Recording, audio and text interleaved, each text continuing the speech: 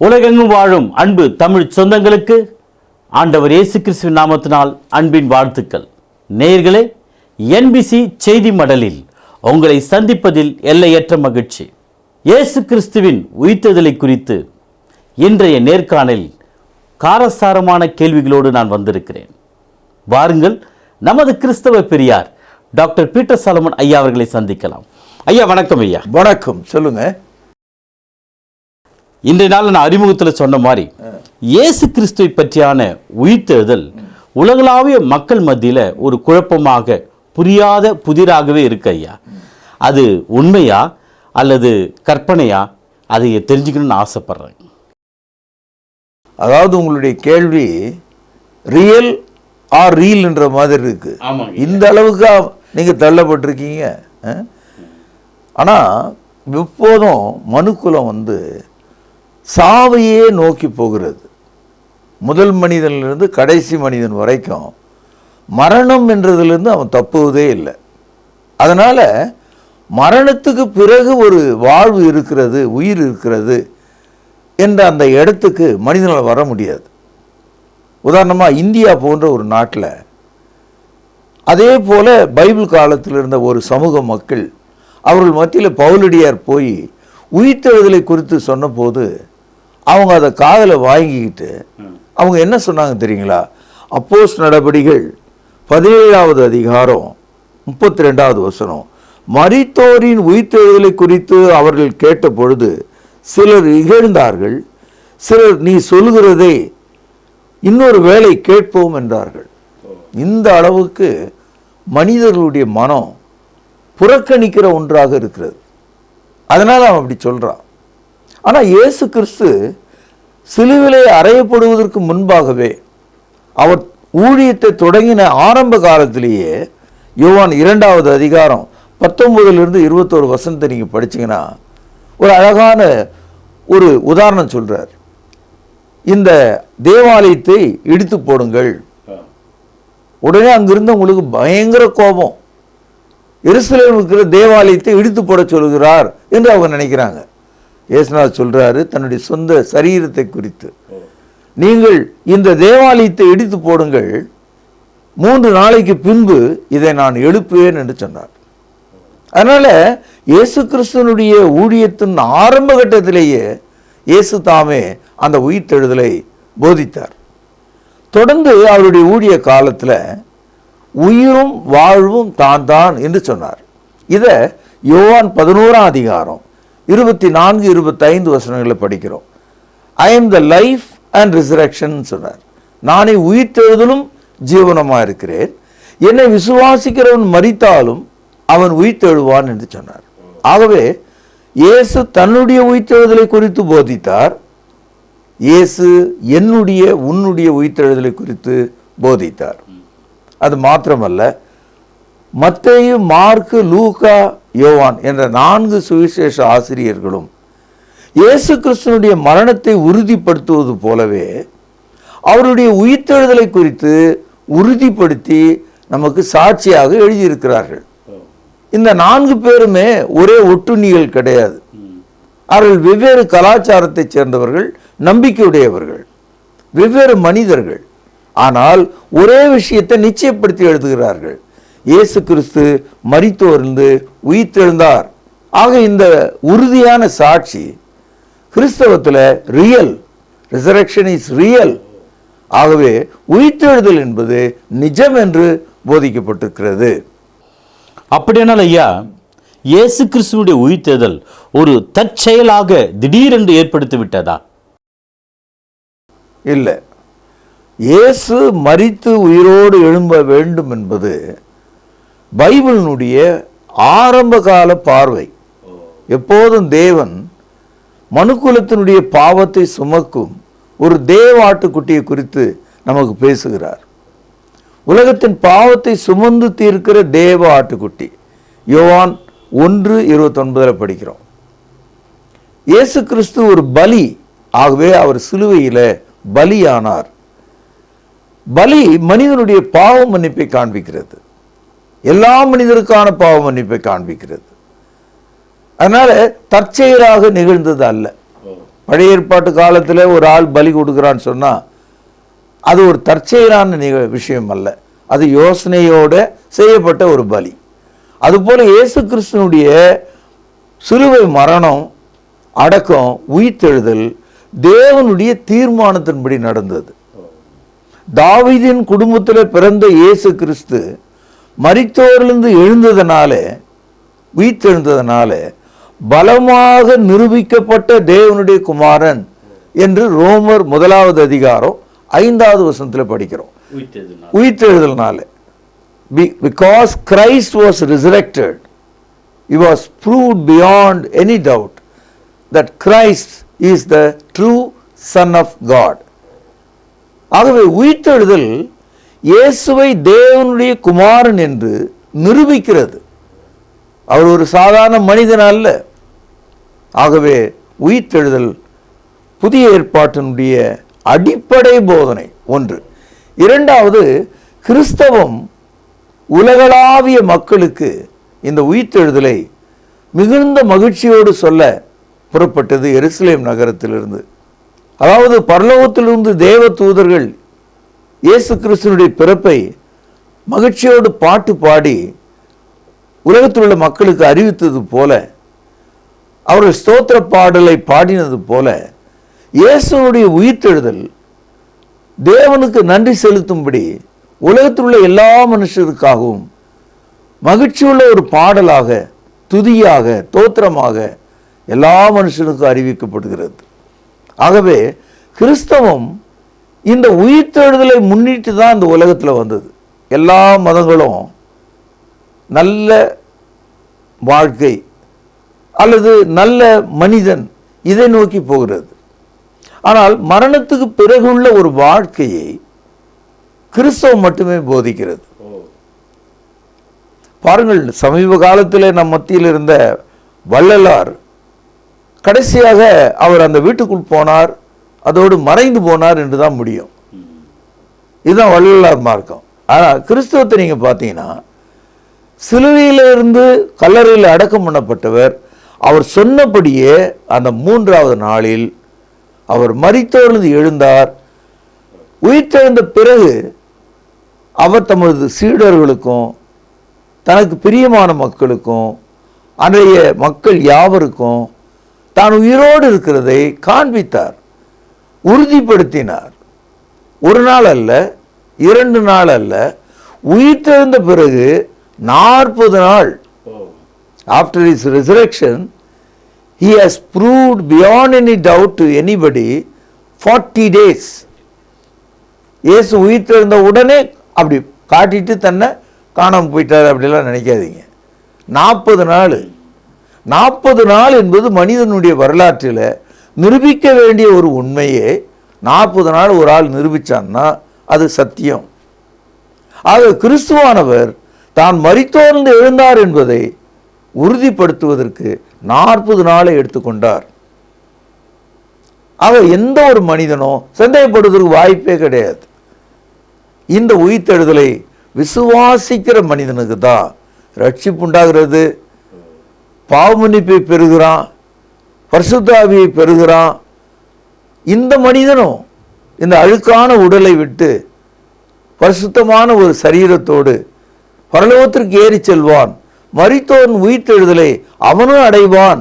இதுதான் கிறிஸ்தவத்தினுடைய நம்பிக்கையாக இருக்கிறது.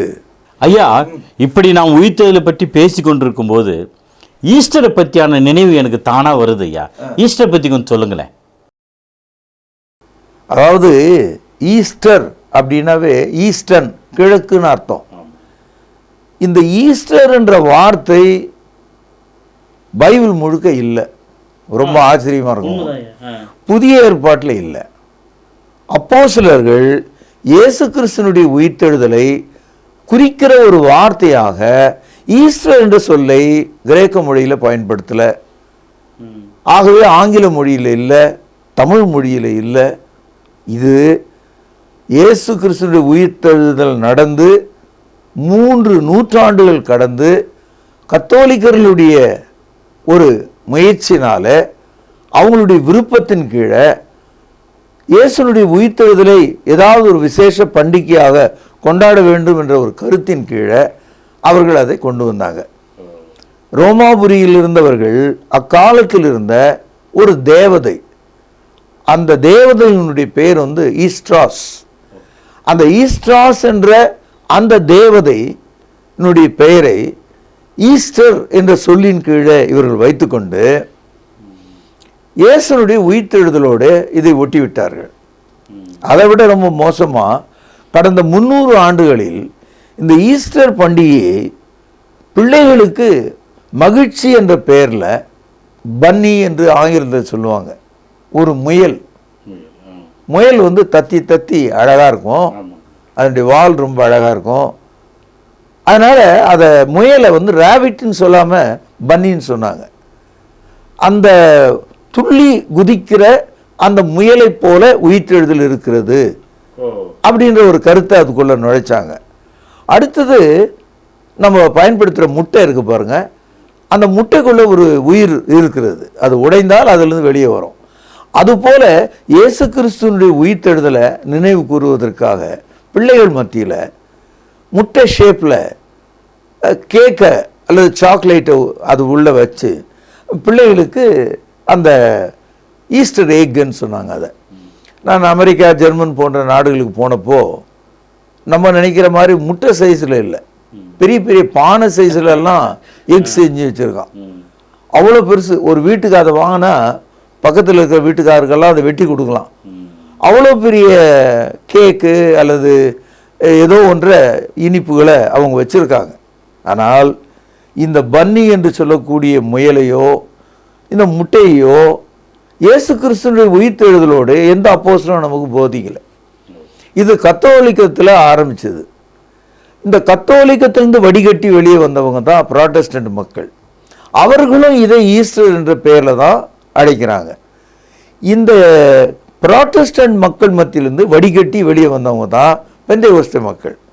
இப்போ ரொம்ப ஆர்வமாக, ரொம்ப அதிக மேதாவித்தனத்தோட கையில் பைபிள், வாயில் பரிசுத்தாவி இப்படி பேசுகிற இந்த மக்கள் இன்னைக்கு உலகத்திலே பெரும் சத்தம் போடுறவங்க இந்த பெந்தேகோஸ்தே மக்கள்.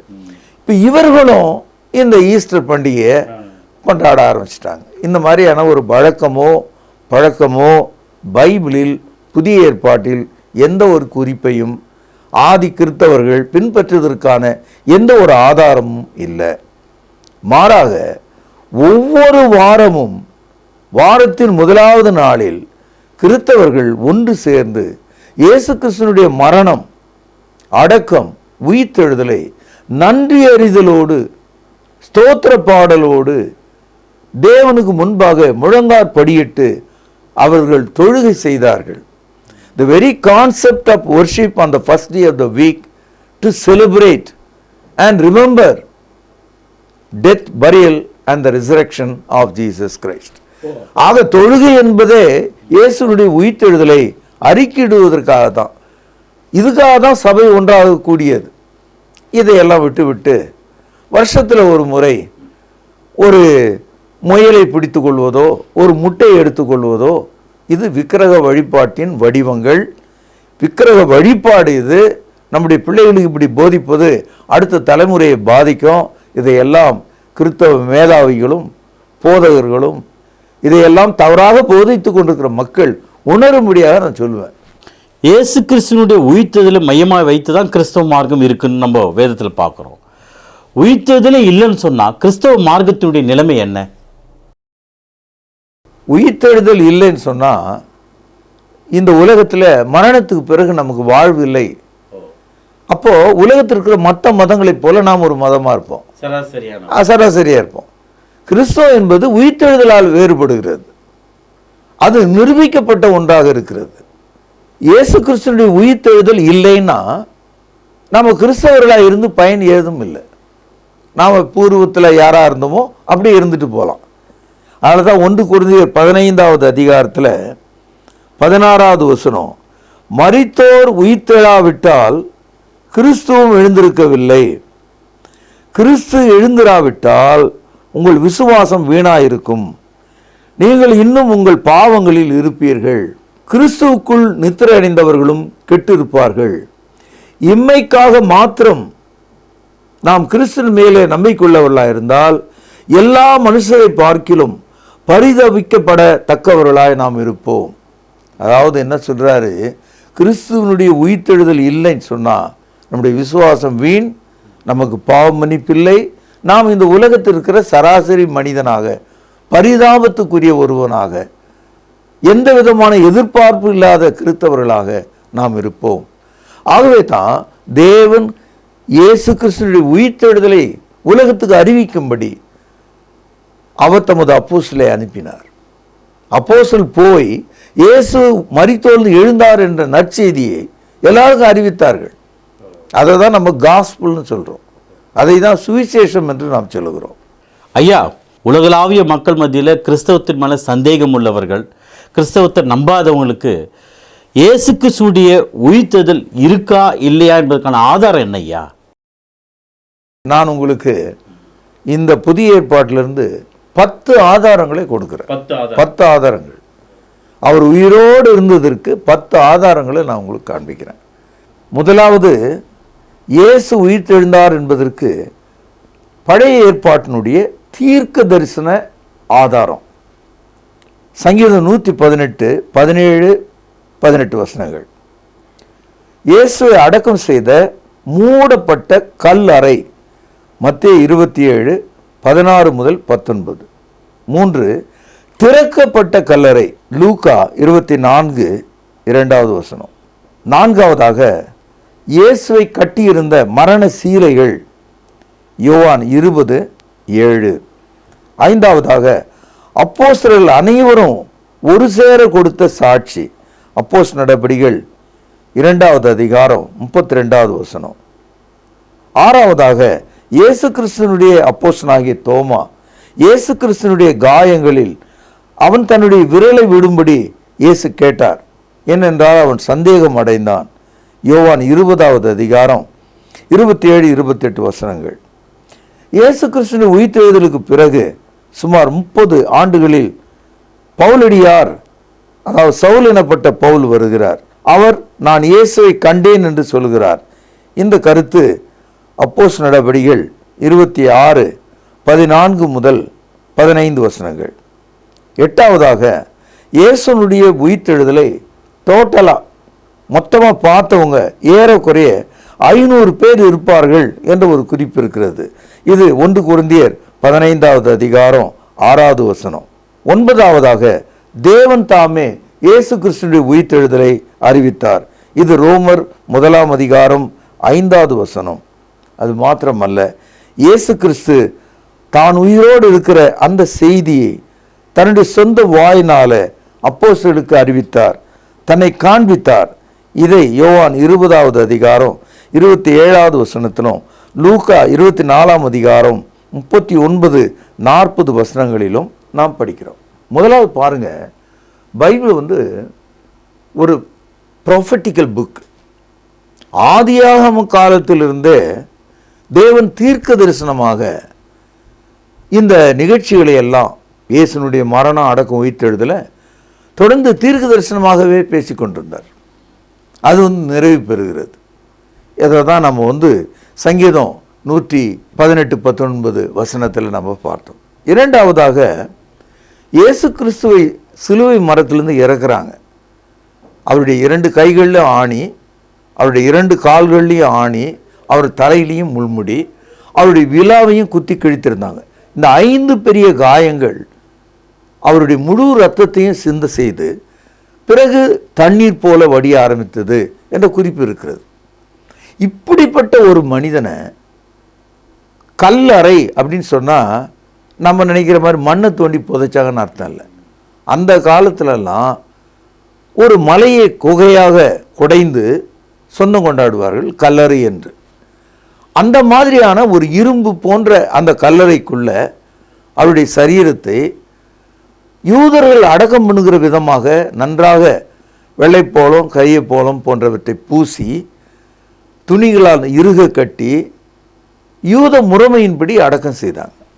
அப்படி அடக்கம் செய்யும்போது அந்த பிரதான ஆசாரியனும் அவனோடு இருந்தவர்களும் யாராவது அவருடைய சரீரத்தை எடுத்துக்கொண்டு போய்விட்டால், அவர் உயிரோடு இருக்கிறதாக சொல்லிவிட்டால் நம்முடைய நிலைமை என்ன ஆகும் அவன் நினச்சி, நீங்கள் மத்தேயு 28வது அதிகாரத்தை நீங்கள் படிச்சிங்கன்னா இந்த கருத்தை நீங்கள் புரிஞ்சுக்கலாம்.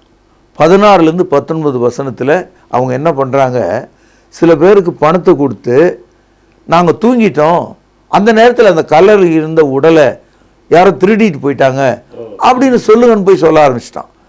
அது எருசலேம் முழுவதும் தீயா பரவ ஆரம்பிச்சது.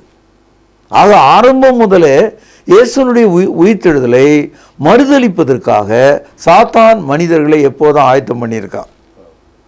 நல்லா கவனிங்க, அந்த கல்லறையை ஒரு பெரிய கல்லை கொண்டு மூடினார்கள், அதற்கு முத்திரை வைத்தார்கள். முத்திரை வைத்தல்னா சீல், முத்திரை உடைக்கூடாது, அரசாங்க முத்திரை அது. இரவும் பகலும் காவலாளர்கள் அதை காத்து கொண்டிருந்தாங்க. ஏன்னா 3 நாளில் அவர் உயிரோடு எழுந்திருக்கிறார்னு சொல்லியிருந்தாங்க. இத்தனையும் தாண்டி தான் அந்த கல்லறையினுடைய பெரும் கல் துள்ளி கீழே விழுந்தது. உள்ளே இருக்கிறவர் வெளியே வந்து விட்டார். மூடப்பட்ட கல்லறை, திறந்த கல்லறை இயேசுனுடைய உயிர்த்தெழுதலுக்கு ஒரு பெரும் அடையாளமாக இருக்கிறது. அதை விட ரொம்ப பெரிய அடையாளம், இயேசுவை அடக்கம் செய்தார்களே, அப்பொழுது அவர் இறுக கட்டின துணி, அந்த சீலை என்று சொல்லுவார்கள், புடவை போல, அதை சுற்றி சுற்றி சுற்றி அவங்க அந்த ஊரில் மம்மின்னு சொல்லுவாங்க, அதை அப்படியே மனிதனை பாடம் பண்ணிடுவாங்க. அதை விட்டுட்டு அந்த மனிதன் வெளியே வர முடியாது. உங்களுக்கு ஞாபகம் இருக்கும், லாசரு என்ற மனிதனை அவர் உயிரோடு எழுப்பும்போது அவனை சுற்றி இருந்த துணியை அவனால் அவுத்துன்னு வர முடியல. இவனுடைய கட்டை அவிழ்த்து விடுங்கள்னு இயேசுநாதர் சொன்னார். அப்போ இயேசுநாதருடைய உயிர்த்தெழுந்த சரீரத்தை யார் அவிழ்த்து விட்டது என்ற கேள்வி கேட்டால் அதுக்கு பதில் இல்லை. அது மாத்திரம் இல்லை, அந்த துணி மடித்து வைக்கப்பட்டிருந்ததான். சுற்றி இருந்ததுன்னு மாத்திரம் இல்லை, கழற்றி நன்றாக மடித்து தலையிலே சுற்றி இருந்த துணி தனியாகவும் உடலை சுற்றி இருந்த துணி தனியாகவும் தனியாக வைத்திருந்தது என்று யோவான் 20:7 நம்ம படிக்கிறோம். இயேசு சிலுவையில் அறையும் போது ஓடிப்போன அப்போஸ்தலர்கள் பயந்து கொண்டு தங்களுடைய உயிருக்காக பரிசுத்த ஆவி ஊற்றப்பட்ட அந்த முதல் நாளில் அப்போஸ்தலர் நடவடிக்கைகள் 2:32 படிக்கிறோம். அந்த 12 பேரும் எழுந்து நின்று, நீங்கள் சிலுவையிலே அறைந்த இந்த இயேசுவை தேவன் மரித்தோர்ந்து எழுப்பினார், இதற்கு நாங்கள் சாட்சிகள் என்று உறுதியாக சொன்னாங்க. சமயத்தில் வழக்கில் ஒரு சாட்சி இருந்தால் கூட போதும், 12 சாட்சிகள் அதே எருசலேம் நகரத்தில் அவர்கள் சொன்னார்கள். சவுல் எனப்பட்ட பவுல் உங்களுக்கு தெரியும், இயேசு கிறிஸ்துனுடைய உயிர்த்தெழுதலை பார்த்த மனிதர்கள் அவர் ஒருத்தர். ஆனால் அந்த உயிர்த்தெழுதலை அவர் நம்பலை, உயிர்த்தெழுந்தார் என்ற அந்த கருத்தை அவர் நம்பலை. நிச்சயமாக அவர் எருசலேமில் குடியிருக்கிற ஒரு மனிதன் தானே. இப்போ நான் கூட என்னுடைய வாழ்நாள் காலத்தில் எம்ஜிஆரை பார்த்ததில்லை, ஜெயலலிதாவை பார்த்ததில்லை, கலைஞரை பார்த்ததில்லை. ஆனால் அவங்க அத்தனை பேரையும் ஃபோட்டோவில் தான் பார்த்துருக்கேன். நான் விரும்பலை, நான் பார்க்கல, அவ்வளோதான். அதுபோல் சவுல் எனப்பட்ட மனிதன் இயேசு கிறிஸ்துவனுடைய உயிர்த்தெழுதலை கேள்விப்பட்டான். அவனுடைய வாழ்நாள் காலத்தில் அவர் சீஷர்களோடு அவர் பேசி கொண்டிருந்ததை, கடற்கரை ஓரங்களில் அவர் நடந்து சென்றதை அவன் ஒரு கால் பார்த்துருக்கலாம். அதனால தான் அவரால் ஒரு நல்ல சாட்சி ஒன்று கொடுக்க முடிந்தது. இயேசுவை பார்த்தவர்களில் 500 பேர் இருக்கிறார்கள். 500 பேர் சாட்சி சொல்றார். அவர்கள் சிலர் செத்து போயிட்டாங்க, நிறைய பேர் இன்னும் உயிரோடு இருக்காங்க அப்படின்ற ஒரு குறிப்பை இது 1 கொரிந்தியர் 15வது அதிகாரம் 6வது வசனத்தில் சொல்றார். இயேசுடைய உயிர்த்தெழுதலை பார்த்தவங்க ஏறக்குறைய 500 பேர் இருப்பார்கள் என்று சொல்றார். ஐயா, அந்த 500 பேர்ல உங்களுக்கு எத்தனை பேர் தெரியுங்க? அதாவது நான் இயேசு கிறிஸ்து உயிர்த்தெழுந்து 2000 ஆண்டுகளுக்கு பின்னால் இருக்கேன். பவுல் அப்போஸ்தலன் வாழ்ந்த காலத்தில் அவர் சொல்றாரு, இயேசுனுடைய உயிர்த்தெழுதலை கண்டவங்க ஏறக்குறைய 500 பேர் இருப்பாங்க அப்படின்னு டோட்டலாக சொல்றார். எவ்வளோ பெரிய வலுவான சாட்சி பாருங்க. ஏன் உங்களுக்கே தெரியுமே, இயேசு உயிர்த்தெழுந்த அன்று மாலை எம்மாவூருக்கு போன 2 சீஷர்கள், அதில் ஒருத்தனுடைய பேர் கிளியப்பா, அப்போ அந்த 500 பேரில் 2 பேர். இன்னும் நமக்கு தேவையானது 498 பேர் நமக்கு தேவை. இயேசு கிறிஸ்துவனுடைய உயிர்த்தெழுதலை கண்ட அநேக ஸ்திரீகள், மகதலேனா மரியாள்னா போட்டிருக்கு, அவங்களெல்லாம் சேர்த்தா ஒரு 10 பேர் போயிடும். ஆக 490 பேர் உங்களுக்கு தேவை. அப்படியே நம்ம தேடிக்கிட்டே போகலாம். புதிய ஏற்பாட்டு சரித்திரத்தை எழுதின ஜோசிஃபஸ் என்ற ஒரு சரித்திர ஆசிரியர் சொல்றாரு, ஏராளமான நூற்றுக்கணக்கான மக்கள் அவரை உயிரோடு கண்டார்கள்னு எழுதி வச்சிருக்கார். அதனால பவுலடியார் தோராயமாக குத்துமதிப்பாக தன்னுடைய மூளையிலிருந்து அதை சொல்லாம, வேத வாக்கியங்கள் எல்லாம் தேவனுடைய ஆவினால ஏவி அருளப்பட்டிருக்கிறது. 2 தீமோத்தேயு 3:16 அப்போ தேவ ஆவினால் ஏவப்பட்டதனால்தான் 500 பேருக்கு மேலாக அவரை கண்டார்கள் என்று எழுதியிருக்கிறார். அது மாத்திரமல்ல, இயேசுவை கண்டவர்கள் இயேசு தம்மை அவர்களுக்கு காண்பிக்கும் போது தன்னுடைய காயத்தோடு அவர்களுக்கு அதை காண்பிக்கிறார். அது ரொம்ப ஆச்சரியம். யோவான் எழுதிய சுவிசேஷம் 20வது அதிகாரம் 27வது வசனம். அவர் தோமாவை நோக்கி, நீ உன் விரலை இங்கே நீட்டி என் கைகளை பார், உன் கையை நீட்டி என் விலாவிலே போடு, அவிசுவாசியாயிராமல் விசுவாசியாயிரு என்றார். தோமா அவருக்கு பிரதியுத்தரமாக, என் ஆண்டவரே என் தேவனே என்றான். இந்த தோமா தான் இந்தியாவுக்கு இயேசு கிறிஸ்து பிறகு 52வது வருஷம் கேரளா வழியாக தமிழ்நாட்டுக்கு சென்னைக்கு வருகிறார். இன்றைக்கும் சென்ட் தாமஸ் மலை என்று சொல்கிறோமே, தோமா திருமலை, அதெல்லாம் இவருடைய பெயரால் தான் இருக்குது. ஆகவே இயேசு கிறிஸ்துவனுடைய உயிர்த்தெழுதலை நேரடியாக கண்ட ஒரு மனிதன் இந்தியாவுக்கு வந்திருக்கார். லூக்கா 24ஆம் அதிகாரம் 39ஆம் வசனம். இது ரொம்ப முக்கியமான ஒரு வசனம், கவனிங்க. நான் தான் என்று அறியும்படி என் கைகளையும் என் கால்களையும் பாருங்கள், என்னை தொட்டு பாருங்கள், நீங்கள் காண்கிறபடி எனக்கு மாம்சமும் எலும்பும் உண்டாயிருக்கிறது போல ஒரு ஆவிக்கு இராதே என்று சொல்லி தம்முடைய கைகளையும் கால்களையும் அவர்களுக்கு காண்பித்தார். அப்போ இயேசு கிறிஸ்து உயிர்த்தெழுந்த போது அவருக்கு ஒரு உடல் இருந்தது. அந்த உடல் பழைய உடலின் காயத்தை அடையாளமாக கொண்டிருந்தது. என்னை தொட்டு பாருங்கள், உங்களுடைய விரலை அதில் விட்டு பாருங்கள் என்று காண்பிக்கிறார். ஆக ஒரு புதிய சரீரம் அவரிடத்தில் இருந்தது. அந்த சரீரத்தில் அவரால் சாப்பிட கூட முடிந்தது. லூக்கா 24ஆம் அதிகாரம்.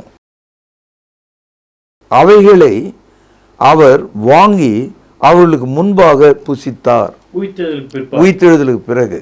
அதனால தான் கிறிஸ்தவ மார்க்கம் மிகுந்த நம்பிக்கையோட இந்த சரீரத்துக்கு பிறகு, மரணத்துக்கு பிறகு இன்னொரு வாழ்வையும் இன்னொரு உடலையும் பரலோகத்தில் பெற்றுக்கொள்வோம் என்ற நம்பிக்கையோடு வாழ்ந்து கொண்டிருக்கிறது. ஆகவே தான் ஒரு புதிய சரீரம் நமக்கு உண்டாகும்படி நாம் காத்திருக்கிறோம்.